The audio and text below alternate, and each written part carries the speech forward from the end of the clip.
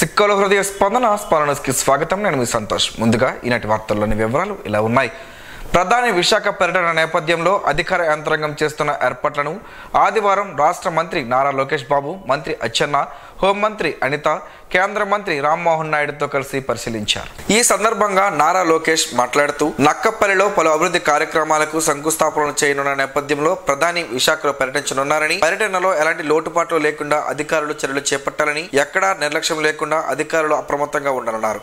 అలాగే విశాఖ కలెక్టరేట్ లో అధికారులతో ప్రధాని పర్యటన ఏర్పాట్లపై సమీక్ష నిర్వహించారు. తగు సూచనలు తెలియజేస్తూ అధికారులు చెప్పిన వివరాలను తెలుసుకున్నారు. రాజధాని కానీ అభివృద్ధి వికేంద్రీకరణ దాంట్లో భాగంగా దాదాపు 5 కార్యక్రమాలు ఆనాడు శ్రీకారం చుడుతున్నాం. మొదటిది నక్కపల్లిలో బల్క్ డ్రగ్ పార్క్ కోసం శంకుస్థాపన చేస్తున్నాం. ఇంకో పక్కన ఎన్టీపీసీ గ్రీన్ ఎనర్జీ దాదాపు 70,000 కోట్ల పెట్టుబడితో ఉత్తరాంధ్రలో ఆ ప్లాంట్ రాబోతుంది. నెల్లూరుకు వచ్చేగల మన చెన్నై విశాఖపట్నం ఇండస్ట్రియల్ కారిడార్లో క్రిస్ సిటీ కృష్ణపట్నంలో ఒక నోడ్ కేంద్ర ప్రభుత్వం మనకి శాంక్షన్ చేసింది, నిధులు కూడా కేటాయించింది. ఆ నోడ్ వల్ల అనేక పెట్టుబడులు వస్తాయి, లక్షలాది మందికి ఉద్యోగాలు కూడా కల్పించగలుగుతాం. సో ఆ నోడ్ కూడా శంకుస్థాపన చేస్తాం జరుగుతుంది. ఇంకో పక్కన నేషనల్ హైవే ఆధ్వర్యంలో అనేక కార్యక్రమాలు చేపడతాం జరుగుతుంది. దాంట్లో కొత్త ప్రాజెక్టులు సుమారుగా 5,000 కోట్ల రూపాయలు ఖర్చు పెట్టి కొత్త ప్రాజెక్టులు చేస్తున్నాం. ఆల్రెడీ పూర్తయిన ప్రాజెక్టులు అంటే దాదాపు 3,900 కోట్ల రూపాయలు ఖర్చు పెట్టి పూర్తయిన ప్రాజెక్ట్స్ కూడా ఇనాగరేషన్ గౌరవ ప్రధానమంత్రి గారు చేస్తారు. ఇంకోటి మనందరి కళ రైల్వే జోన్ రావాలి, జోనల్ హెడ్ క్వార్టర్స్ విశాఖపట్నంలో ఉండాలనేది ఉత్తరాంధ్ర ప్రజల కళ. గత ప్రభుత్వం కనీసం భూమి కూడా కేటాయించలేదు, దానివల్ల జోన్ కూడా ఆలస్యమైంది. ఇప్పుడు భూమి మన ప్రభుత్వం కేటాయించింది. భవనాన్ని కోసం హెడ్ క్వార్టర్స్ ఏర్పాటు చేసేదానికి కూడా గౌరవ ప్రధానమంత్రి గారు శంకుస్థాపన చేస్తాం జరుగుతుంది. ఇంతేకాకుండా పలు కార్యక్రమాలు రైల్వే సంబంధించిన అనేక అభివృద్ధి కార్యక్రమాలు కూడా గౌరవ ప్రధానమంత్రి గారు శంకుస్థాపన చేస్తాం జరుగుతుంది. అంటే దాదాపు 5 డిఫరెంట్ కార్యక్రమాలకి గౌరవ ప్రధానమంత్రి గారు శంకుస్థాపన చేస్తాం జరుగుతుంది. మీరు చూస్తే నేను చెప్పిన దాంట్లో కేవలం ఉత్తరాంధ్రకే కాదు, లేదంటే దక్షిణాంధ్రకే కాదు, అన్ని ప్రాంతాలకి సమానంగా పనులు చేయాలి, అన్ని ప్రాంతాలు సమగ్ర అభివృద్ధి చెందాలన్న ఆలోచనతోనే ఎన్డీఏ ప్రభుత్వం నాడు నేడు ఎప్పుడు పనిచేస్తుంది. సో ఈ రోడ్ షోని, బహిరంగ సభని ప్రజలందరూ జయప్రదం చేయవలసిందిగా కోరుతున్నాం. గతంలో ఎన్డీఏలో ఉన్న పార్టీలందరూ ప్రతిపక్షంలో ఉన్నప్పుడు చిలుకలూరుపేటలో బహిరంగ సభ ఏర్పాటు చేసి అది బంపర్ సక్సెస్ అయింది. అంతేకాకుండా విజయవాడలో గౌరవ ప్రధానమంత్రి గారి కోసం ఇటుపక్క ముఖ్యమంత్రి గారు ఇంకో పక్కన పవన్ అన్న కలిసి రోడ్ షో చేశారు, అది కూడా భారీ సక్సెస్ అయింది. దానికి డబుల్ సక్సెస్ చేయాలన్న కృషితో అందరం పనిచేస్తున్నాం, చేయాలని తపంతో మేము ఉన్నాం. సో మేము అందరం కృషి చేస్తామని వాళ్ళందరూ తెలుపుకుంటూ ప్రజలు కూడా స్వచ్ఛందంగా రండి, ప్రధానమంత్రి గారికి అండగా మనం నిలబడదాం. ఎందుకంటే గత బడ్జెట్లో కూడా ఆంధ్ర రాష్ట్రానికి ప్రత్యేక కేటాయింపులు ఎన్డీఏ ప్రభుత్వం చేసింది. ముందు ఇంకా చాలా మనం కూడా అనేక కార్యక్రమాలు చేసుకోవాల్సిన అవసరం ఉంది. దారి తప్పిన రాష్ట్రాన్ని సరైన దారిలో పెట్టాల్సిన బాధ్యత మనందరిపైన ఉంది. ఇప్పటికీ చాలా అప్పుల పాలైపోయాం. గత ప్రభుత్వం చేసిన అప్పులు వడ్డీ కట్టేదానికే చాలా ఇబ్బందులు ఎదుర్కొంటున్నాం. సో కేంద్ర ప్రభుత్వం సహకారం చాలా చాలా అవసరం. పెద్దలు అన్నట్టు పోలవరం కోసం ఇప్పుడు 2,000 కోట్ల రూపాయలు నిధులు ఇస్తాం జరిగింది. కేటాయింపులు కాదు, డైరెక్ట్ శాంక్షన్ చేస్తారు, అకౌంట్కి వచ్చినాయి. నిర్వాసితులకి దాదాపు 900 కోట్ల రూపాయలు వాళ్ళ బ్యాంక్ అకౌంట్లో నిన్న ఎన్డీఏ ప్రభుత్వం కూడా వేస్తాం జరిగింది. సో దారి తప్పిన రాష్ట్రాన్ని మళ్ళీ సరైన దారిలో పెట్టే క్రమంలో కేంద్ర ప్రభుత్వ సహకారం చాలా చాలా అవసరం. ఇప్పటికీ చాలా అందించారు, ముందు కూడా అందిస్తారు. అందుకే ప్రజలందరూ కూడా స్వచ్ఛందంగా వచ్చి ఈ కార్యక్రమాన్ని జయప్రదం చేయవలసిందిగా ప్రజలందరూ కూడా నేను కోరుతున్నా.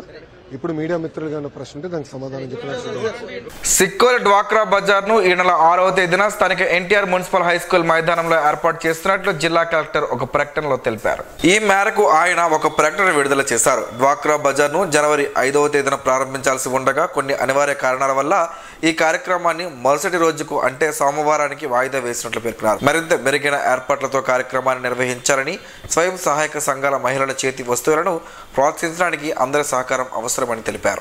డిసెంబర్ 31వ తేదీన రిటైర్ అయిన చౌదరి పురుషోత్తం నాయుడు పదవి విరమణ అభినందన సభ ఈ రోజు స్థానిక ఓ ప్రైవేట్ ఫంక్షన్ హాల్లో ఎన్జీఓ శ్రీకాకుళం శాఖ ఆధ్వర్యాన ఘనంగా జరిగింది. ఈ అభినందన సభలో కేంద్ర మంత్రి కిజ్రాప్ రామ్మోహన్ నాయుడు పాల్గొని మాట్లాడారు. చౌదరి పురుషోత్తం నాయుడు అందరివాడని, ఆ విధంగా సేవలు అందించారని కొనియాడారు. ఉద్యోగానికి రిటైర్ అయ్యాక భవిష్యత్తులో మరింత బాధ్యత ఆయనపై ఉంటుందని, ఎందరికో మార్గదర్శకంగా నిలుస్తారని చెప్పారు. ఈ కార్యక్రమానికి తాను రాలేదని, ఆయన అభిమానిగా వచ్చారని కేంద్ర మంత్రి చెప్పారు. ఈ కార్యక్రమంలో పాల్గొన్న వక్తలంతా పురుషోత్తం నాయుడు సేవలను కొనియాడుతూ ఆయన గొప్పతనాన్ని వర్ణించారు. కార్యక్రమంలో నరసన్నపేట ఎమ్మెల్యే బొగ్గు రమణమూర్తి, టీడీపీ జిల్లా మాజీ అధ్యక్షుడు చౌదరి నారాయణమూర్తి, ఏపీ ఎన్జీఓ రాష్ట్ర నాయకులు, జిల్లా నాయకులు, పలువురు అభిమానులు, చౌదరి పురుషోత్తం నాయుడు కుటుంబ సభ్యులు తదితరులు పెద్ద ఎత్తున హాజరై ఆయనకు అభినందనలు తెలిపారు. ఆయన సంపాదించినటువంటి కీర్తి, ఆయన చేసినటువంటి కార్యక్రమాలు బహుశా నా భూతో నా భవిష్యత్తు అన్న విధంగా మరి ఎవరికి కూడా సాధ్యం అవుతాయో లేదో ఆలోచించడానికి కూడా చాలా కష్టసాధ్యమైనటువంటిది. అటువంటిది ఈరోజు పురుషోత్తం నాయుడు గారు ఒక మధుర స్వభావిగా, అజాత శత్రువుగా అందరినీ కూడా కలుపుకుంటూ వెళుతూ లక్ష్యాన్ని ఎప్పుడు కూడా మర్చిపోకుండా ఎంతమందితో కలుపుకొని వెళ్ళినా సరే అనుకున్నటువంటి లక్ష్యాలని పోరాటం ఎందుకు చేస్తున్న కార్యక్రమాన్ని విడిచిపెట్టకుండా సాధించేంత వరకు ఈ రోజు ఉన్నటువంటి రాష్ట్రం కాదు, 26 జిల్లాల ఆంధ్రప్రదేశ్ కాదు, ఉమ్మడి ఆంధ్రప్రదేశ్ రాష్ట్రంలో కూడా లక్షల మందికి నాయకత్వం వహించి శభాషణ పెట్టుకున్న వ్యక్తి మన పురుషోత్తం నాయుడు గారు. అందుకని ఆయన ఉద్యోగ సంఘాల్లో మీద అందరూ కూడా పొగడం సహజం. కానీ మా శ్రీకాకుళం జిల్లాకు కూడా ఆయన ఒక మణి కిరీటం లాంటి వ్యక్తి అనేది మరొకసారి తెలియజేస్తున్నారు. ఎంతో మందికి ఆదర్శప్రాయులు. ఆయన ఒక రకంగా ఉద్యోగ సంఘానికి ఎప్పుడు ఆపద వచ్చినా సరే బలంగా నిలబడ్డారు. కానీ సమాజంలో కూడా ఎవరైనా వ్యక్తికి ఉద్యోగ సంఘాలు కానప్పటికీ కూడా వాళ్ళకి కూడా ఎప్పుడైనా ఆపద వస్తే బలంగా నిలబడినటువంటి వ్యక్తి కూడా ఆయన. ఇప్పుడు కూడా చూసాం, ప్రత్యేకంగా ఊర్జ కాలపట్టిలో ఒకటి ఉన్నారంటే ఆయనకు కూడా ప్రత్యేకంగా సహాయ సహకారం అందించడానికి ఒక ప్రయత్నం చేసి PM relief fund, CM relief fund మేము ఎవరి నుంచి కార్యక్రమం వచ్చినా మా దగ్గర నుంచి సహజంగా చేస్తూనే ఉంటాం. కానీ తీసుకొని వచ్చే వాళ్ళదే ఆ గొప్పతనం. ఎవరి తాలూకా కార్యక్రమం తీసుకొని వస్తున్నామని కొంతమంది సొంత కార్యక్రమాలు చేయొచ్చు, కొంతమంది సేవా కార్యక్రమాల ఉద్దేశంతో చేయొచ్చు, కొంతమంది అట్టడుగుతున్నటువంటి వ్యక్తులకి ఏదో ఒక రకంగా సహకారం అందించాలని అంత గొప్ప మనసు కలిగినటువంటి పురుషోత్తం నాయుడు గారికి ఈరోజు ఒక బాధ్యతలతో కాస్త విరామం కలిగినా సరే ఆయన మరింత పెద్ద బాధ్యతలకి అరంగేట్రం చేస్తున్నారన్నటువంటి భావన నాకు కలుగుతుంది. ఉద్యోగ సంఘాల గురించి ఎన్నో పోరాటాలు చేశారు. భవిష్యత్తులో ఏం చేయబోతున్నారు అనడానికి కూడా ఈ సీఎం మార్పు ఒక ఉదాహరణ మీ అందరికీ నిదర్శనం అని కూడా తెలియజేస్తున్నారు. శ్రీ సూర్యనారాయణ స్వామివారిని దర్శించుకునేందుకు ఆదివారం భక్తులు తరలివచ్చారు. సామాన్య భక్తులకు స్వామివారి దర్శనం కోసం క్యూ లైన్లను అధికారులు ఏర్పాట్లు చేశారు. అలాగే 500 రూపాయలు, 100 రూపాయల టికెట్లు కొనుగోలు చేసిన భక్తులకు వేరే క్యూ లైన్లు ఏర్పాటు చేశారు. భక్తులు ముందుగా ఇంద్ర పుష్కరిణి వద్ద పూజలు ఆచరించి మొక్కులు చెల్లించుకొని అనంతరం స్వామివారిని దర్శించుకున్నారు. ఆలయ ప్రధాన అర్చకులు ఇప్పిల శంకర్ శర్మ వారికి ఈరోజు ప్రత్యేక పూజలు నిర్వహించి తీర్థ ప్రసాదాలను భక్తులకు అందజేశారు. ఆలయ అనివెట్టి మండపంలో సామూహిక సూర్య నమస్కారాల కార్యక్రమాన్ని పురోహితులు నిర్వహించారు. అలాగే ఆలయ ప్రాంగణంలో స్వామివారి ఉచిత ప్రసాదాన్ని పంతులు భక్తులకు అందజేశారు. నిత్యాన్నదాన పథకంలో భాగంగా ఈరోజు కూడా భక్తులకు అన్న ప్రసాదాన్ని అధికారులు ఏర్పాటు చేశారు. ఈరోజు స్వామివారికి భక్తుల నుంచి వివిధ రూపాల్లో అందిన ఆదాయ వివరాలను మీడియాకు ఈవో ఒక ప్రకటన తెలిపారు. టికెట్ల రూపేణా 21,400 రూపాయలు, పూజలు విరాళాల రూపంలో 54,483 రూపాయలు, ప్రసాదాల రూపంలో 89,065 రూపాయలు ఆదాయం వచ్చిందని ఆలయ ఈవో ఎరంశెట్టి భద్రాజీ తెలిపారు. ఏ రంగంలో ఎదగాలన్నా వృత్తి నైపుణ్యత సాధించాలని, అప్పుడే విజయానికి చేరుకోవడం సాధ్యమవుతుందని టౌన్ సిఐ ఈశ్వర్రావు తెలిపారు. Saibaba Hemanth martial arts academy ఆధ్వర్యంలో ఇటీవల విశాఖపట్నంలో జరిగిన పెన్కాక్ సెలెక్ట్ కిక్ బాక్సింగ్ పోటీల్లో రాష్ట్ర స్థాయిలో విజేతలుగా నిలిచిన క్రీడాకారుల అభినందన కార్యక్రమం నగరంలోని వైఎస్ఆర్ మున్సిపల్ కళ్యాణ మండపంలో ఆదివారం ఏపీడబ్ల్యూజేఎఫ్ రాష్ట్ర కార్యదర్శి, ప్రెస్ క్లబ్ అధ్యక్షులు కొంకేన వేణుగోపాల్ అధ్యక్షతన జరగగా ఈ కార్యక్రమానికి సిఐ ముఖ్య అతిథిగా హాజరయ్యారు. ఈ సందర్భంగా సిఐ ఈశ్వర్రావు మాట్లాడుతూ దేహదారుఢ్యం, ఆరోగ్య పరిరక్షణకు క్రీడలు ఎంతగా ఉపయోగపడతాయని, ఉద్యోగ ఉపాధి అవకాశాలు పొందే అవకాశం ఉందన్నారు. పోటీల్లో విజేతలుగా నిలిచిన క్రీడాకారులకు సర్టిఫికేట్లు, మెడల్స్ అతిథుల చేతుల మీదుగా అందజేశారు. పొన్నాడ వంతెన ధరలో గల ఇస్కాన్ ఆలయంలో ఈరోజు భజన, సత్సంగం, అన్నదాన కార్యక్రమం జరిగింది. ఇస్కాన్ మందిరంలోని సమావేశ మందిరంలో ఈ రోజు ఆలయ నిర్వాహకులు లక్ష్మీపతి గౌర్దాస్ ఆధ్యాత్మిక ప్రవచనాన్ని భక్తులకు అందజేశారు. భక్తులు భక్తి శ్రద్ధలతో లక్ష్మీపతి గౌర్దాస్ చెప్పిన ప్రవచనాన్ని ఆలకించారు. కలియుగంలో భగవన్నామ స్మరణతోనే బహుబంధాలను తొలగించుకోవచ్చునని తెలిపారు. అనంతరం భజన కార్యక్రమం జరగగా స్వామివారికి ప్రత్యేక పూజలు నిర్వహించారు. భజన కార్యక్రమం అయ్యాక భక్తులకు అన్నప్రసాదాన్ని ఇస్కాన్ మందిర నిర్వాహకులు అందజేశారు. సమాజాన్ని ఆలోచింపజేసి నడిపే శక్తి సాహిత్యానికి ఉందని Ambedkar university vice chancellor professor KR Rajani అన్నారు. తెలుగు భాష తెలుగు సాహిత్యం ఎంతో గొప్పదని రజని కొనియాడారు. రచయితలే జాతి నిర్మాతలని పేర్కొన్నారు. తెలుగు రచయితల వేదిక ఆధ్వర్యంలో ఆదివారం స్థానిక శాంతినికేతన్ జూనియర్ కళాశాలలో జరిగిన హంసవాహిని పుస్తకావిష్కరణ కార్యక్రమంలో పాల్గొని పుస్తకావిష్కరణ అనంతరం ఆచార్య రజని ప్రసంగించారు. సమావేశానికి అధ్యక్షత వహించిన తెరవే అధ్యక్షులు ఉత్తరవల్లి నాగేశ్వరరావు మాట్లాడుతూ 15 ఏళ్ల క్రితం కోనె శ్రీధర్ స్థాపించిన తెరవే ఎందరో సాహితీవేత్తల భాషాభిమానుల అభిమానాన్ని చూరగొని 100 నెలల సాహితీ కార్యక్రమాలు పూర్తి చేసుకుందని తెలిపారు. ప్రధాన కార్యదర్శి రఘుపాత్రుని వెంకటరమణమూర్తి మాట్లాడుతూ తెరవే ఆధ్వర్యంలో ఆవిష్కరించిన హంసవాహిని సంకలనం 5వదని చెప్పారు. కవులు, రచయితలు, పాత్రికేయుల సహకారంతో గతంలో 4 పుస్తకాలు ఆవిష్కరించామని పేర్కొన్నారు. కార్యక్రమంలో doctor Baruva Komalarao, doctor Mutnuru Upendra Sharma, Bhogila Umeswararao, Tangi Erramma, Chada Srinivas, Koppala Suryanarayana, Nikku Harisatyanarayana, Lokanatham Nandikeswararao, Dontam Parvateesam, Shantiniketan principal Appalaraju తదితరులు పాల్గొన్నారు. ఉద్దానంలో కిడ్నీ వ్యాధుల నివారణకు ప్రత్యేక చర్యలు తీసుకుంటున్నట్లు కలెక్టర్ స్వప్నిల్ దినకర్ పొన్కర్ తెలిపారు. కిడ్నీ వ్యాధి పరిశోధనలతో పాటు మంచినీటి సమస్యపై ప్రత్యేక దృష్టి సారిస్తున్నామన్నారు. స్థానిక మున్సిపల్ కార్యాలయంలో ఎమ్మెల్యే గౌతు సురేష్ తో కలిసి ఆర్డబ్ల్యూఎస్ కిడ్నీ ఆసుపత్రి వైద్యులు సిబ్బందితో శనివారం సమీక్షా సమావేశం నిర్వహించారు. కిడ్నీ ఆసుపత్రిలో వైద్య సిబ్బంది, డయాలసిస్ ప్రక్రియ, కిడ్నీ వ్యాధులపై పరిశోధనలు తదితర అంశాలను కిడ్నీ ఆసుపత్రి సూపరింటెండెంట్ అల్లు పద్మజను అడిగి తెలుసుకున్నారు. ఆసుపత్రిలో 61 మంది వైద్యులకు గాను 17 మంది మాత్రమే ఉన్నారని ఆమె తెలిపారు. 5 డయాలసిస్ కేంద్రాలు ఏర్పాటు చేయాలని, ఆసుపత్రికి రక్షణ గోడ, బ్లడ్ బ్యాంక్, క్యాంటీన్లు ఏర్పాటు చేయాలని కోరారు. 6 విభాగాల వైద్యులను నియమించేందుకు చర్యలు చేపడతామని కలెక్టర్ చెప్పారు. ఎమ్మెల్యే గౌతు శిరీష మాట్లాడుతూ గత ప్రభుత్వం పేరుకే పరిశోధన కేంద్రం ఏర్పాటు చేసిందని, ఎటువంటి పరిశోధనలు చేపట్టలేదని విమర్శించారు. కార్యక్రమంలో municipal commissioner N Ramarao, municipal DE Kanakaraju, AE Kiran, RWS E Abdul Razak తదితరులు పాల్గొన్నారు. ఆరోగ్యకరమైన సమాజ నిర్మాణానికి విద్యార్థి దశే అత్యంత కీలకమని, దీనికి అనుగుణంగా ప్రతి సామాన్యుడికి ఉన్నత విద్యతో పాటు పౌష్టికాహారం అందించాలనే ఉద్దేశంతో ఇంటర్మీడియట్ కళాశాలలో మధ్యాహ్న భోజనం అందించడం మహోత్తరమైన కార్యక్రమమని కేంద్ర పౌర విమానయాన శాఖ మంత్రి కింజరాపు రామ్మోహన్ నాయుడు తెలిపారు.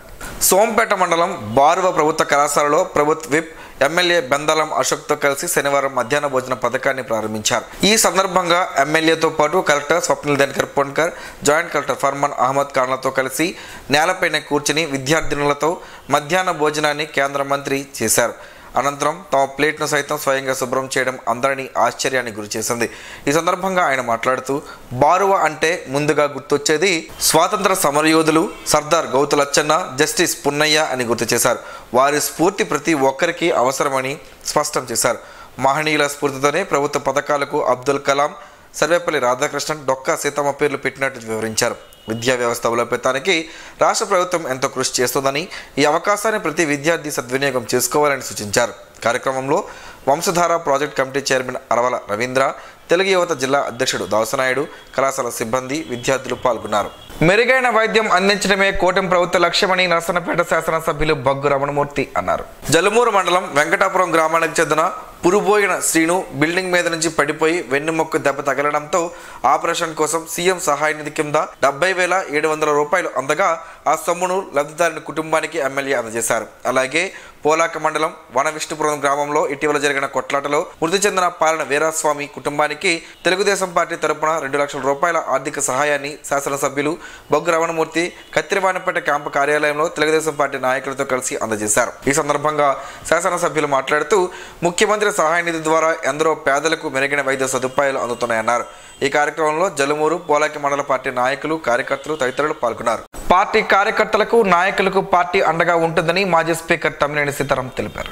ఇటీవల మరణించిన వారి కుటుంబాలను శనివారం మాజీ స్పీకర్ తమ్మినేని సీతారాం పరామర్శించారు. బీఆర్ నగర్లో నివాసం ఉంటున్న పాత్రుని పాపారావు కుమారుడు ఇటీవలే గుండె సంబంధిత వ్యాధితో మరణించగా వారి కుటుంబాన్ని మాజీ స్పీకర్ పరామర్శించారు. అదేవిధంగా శ్రీకాకుళంలో నివాసం ఉంటున్న విరామ ఉపాధ్యాయుడు సువ్వారి అచ్చెన్నాయుడు అనారోగ్యంతో మృతి చెందారు. ఆ కుటుంబాన్ని తమ్మినేని సీతారాం పరామర్శించారు. మృతి గల కారణాలు అడిగి తెలుసుకున్నారు. ఈ కార్యక్రమంలో తమిళనితో పాటు అల్లంశెట్టి ఉమామహేశ్వరరావు, పొన్నాడి చిన్నారావు, బొడ్డెపల్లి నిరంజన్, కెవి రమణమూర్తి, పేడాడ రమణ తదితరులు పాల్గొన్నారు. విశాఖపట్నంలో నిర్వహిస్తున్న నేవీ విన్యాసాలను వీక్షించేందుకు వచ్చిన ముఖ్యమంత్రి నారా చంద్రబాబు నాయుడు దంపతులను శ్రీకాకుళం ఎమ్మెల్యే గుండు శంకర్, సతీమణి స్వాతి మర్యాదపూర్వకంగా కలుసుకున్నారు. ఈ మేరకు శనివారం వారిని కలుసుకుని దుస్తాలతో సత్కరించారు. ఈ సందర్భంగా ఆమెతో కాసేపు శ్రీకాకుళం నియోజకవర్గంలో పార్టీ రాజకీయ పరిస్థితులను చర్చించారు. నిత్యం ప్రజల మధ్యనే ఉంటూ ప్రజల అవసరాలను తీర్చాలని సీఎం చంద్రబాబు సూచించారని ఎమ్మెల్యే శంకర్ తెలిపారు. క్రమశిక్షణతో పాలన అందిస్తే మంచి భవిష్యత్తు ఉంటుందని సీఎం పేర్కొన్నారని తెలిపారు. సింగపురంలోని కస్తూర్బా గాంధీ బాలికల విద్యాలయంలో ఆదివారం నైతిక విలువలపై అవగాహన సదస్సు నిర్వాహకులు నిర్వహించారు. ఈ అవగాహన సదస్సులో ఆమదాల వలస zonal convener M Janardhan Rao పాల్గొని మానవత్వం, నైతిక విలువలు గూర్చి చక్కగా వివరిస్తూ విద్యార్థినులకు తెలియజేశారు. ఇటువంటి కార్యక్రమాలు అన్ని స్కూళ్లలో కూడా జరగాల్సిన అవసరం ఉందని, అందుకు అధికారులు, పాలకులు సహకరించాలని ఆయన కోరారు. కార్యక్రమంలో అలికాం సత్యసాయి భజన బృందం కన్వీనర్ ప్రసాద్, ప్రిన్సిపల్ లలిత, సిబ్బంది తదితరులు పాల్గొన్నారు. బీజేపీ శ్రీకాకుళం రూరల్ మండల నూతన అధ్యక్షునిగా శ్రీకాకుళం రూరల్ మండలం ఒప్పంగి గ్రామానికి చెందిన రొప్ప కృష్ణారావు ఏకగ్రీవంగా ఎన్నికయ్యారు. శ్రీకాకుళం రూరల్ మండల అధ్యక్షుని ఎన్నిక సమావేశం ఒప్పంగి గ్రామంలో బీజేపీ శ్రీకాకుళం జిల్లా సంస్థాగత సహా ఎన్నికల అధికారి చల్లా వెంకటేశ్వరరావు, రూరల్ మండల ఎన్నికల అధికారి పండి యోగేశ్వరరావు, రూరల్ మండల సహా ఎన్నికల అధికారి చిట్టితవుడు, బీజేపీ రాష్ట్ర కార్యవర్గ సభ్యురాలు సవ్వాన ఉమామహేశ్వరి సమక్షంలో పోలింగ్ బూత్ అధ్యక్షతతో నిర్వహించారు. ఈ సమావేశంలో రూరల్ మండల అధ్యక్షుడిగా రొప్ప కృష్ణారావు ఏకగ్రీవంగా సభ్యులు ఎన్నుకున్నారు. ఈ సమావేశంలో గుండు పెదబాబు, బగ్గు నీరజ, హెచ్ఎల్ విశ్వనాథం, ధర్మన శ్రీను, చల్ల రాములు పాల్గొన్నారు. పచ్చి కొబ్బరితో పలు ఆరోగ్య ప్రయోజనాలు ఉన్నాయని ఆరోగ్య నిపుణులు చెబుతున్నారు. ఆ వివరాలేంటో ఈరోజు ప్రసారమయ్యే ఆరోగ్యమే మహాభాగ్యంలో తెలుసుకుందాం.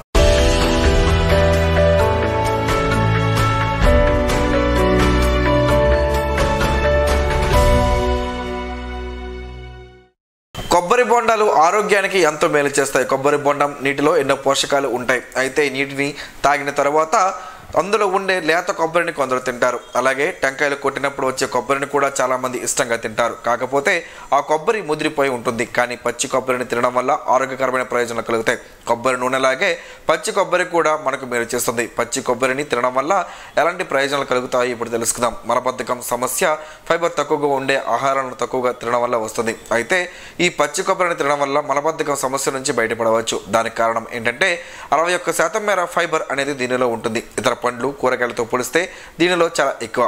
జీర్ణక్రియ సాఫీగా సాగడానికి కూడా ఉపయోగపడుతుంది. కొబ్బరిలో ఉండే ఆరోగ్యకరమైన కొవ్వులు చర్మ సౌందర్యాన్ని పెంచుతాయి. అంతేకాకుండా చర్మం ముడతలు పడకుండా యవ్వనంగా కనపడే విధంగా చేస్తుంది. అలాగే కొబ్బరిలో మినోలారిన్, లారిక్ యాసిడ్లు ఉంటాయి కనుక అది యాంటీ బ్యాక్టీరియల్, యాంటీ ఫంగల్ ఏజెంట్గా పనిచేస్తుంది. దీంతో మొటిమలు రావడం అనేది కూడా తగ్గుతుంది. చుండ్రు సమస్య అనేది అస్సలు ఉండదు. ఇక బరువు తగ్గాలనుకునే వారు ఈ పచ్చి కొబ్బరిని ఆహారంలో భాగం చేసుకుంటే శరీరంలో కొలెస్ట్రాల్ స్థాయిలు తగ్గుతాయి. దీంతో ఆకలి నియంత్రణలో ఉండడంతో బరువు అనేది ఆటోమేటిక్గా తగ్గుతారు. కొబ్బరిలో యాంటీ బ్యాక్టీరియల్, యాంటీవైరల్ గుణాలు ఉంటాయి. అందువల్ల దాన్ని తింటే రోగనిరోధక శక్తి పెరుగుతుంది. గొంతు, బ్రాంకైటిస్ సమస్యలు తగ్గుతాయి. ఇక మానసికంగా ఆరోగ్యంగా ఉండడానికి కొబ్బరిని ఆహారంలో భాగం చేసుకోవాలి. కొబ్బరిలో మీడియం చైన్ ట్రైగ్లిజరైడ్స్ ఉంటాయి. ఇవి కెటోనజిక్ గుణాలు కలిగి ఉంటాయి. అందువల్ల అల్జీమర్స్ వంటి వ్యాధులు రాకుండా ఉంటాయి. అందుకే పచ్చి కొబ్బరి తినడం వల్ల ఆరోగ్యానికి ఎలాంటి హానికరం కాదని వైద్య నిపుణులు చెబుతున్నారు.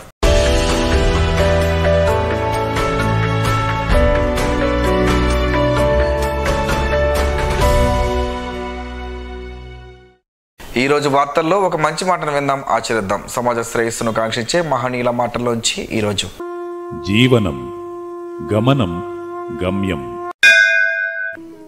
ఋషి చింతన. నిజం నీ జీవితానికి సంబంధించింది. అబద్ధం అందరి బ్రతుకులకు సంబంధించింది. సత్యం నీ సమాజ లోక మనుగడకు సంబంధించింది. కాలమనే కర్షకుడు ఎప్పుడో ఒకప్పుడు ఈ లోకాన్ని ఉతికి ఆరేస్తాడు. అదే నూతన సృష్టి. ఓం శ్రీ గాయత్ర్యై నమః. స్పందన ప్రేక్షకుల కోసం స్పందన న్యూస్ని ఇప్పుడు యూట్యూబ్లో అందుబాటులో ఉంచడమైంది. SDV స్పేస్ స్పందన అని టైప్ చేసి వీక్షకులు తమ అనుకూలమైన సమయంలో న్యూస్ని వీక్షించగలరు. ఈ వార్తలు ఇంతటితో సమాప్తం. మరలా ప్రసారం అయ్యే స్పందన న్యూస్లో కలుసుకుందాం. అంతవరకు సెలవు. నమస్కారం. మీ మాటే మా మాట.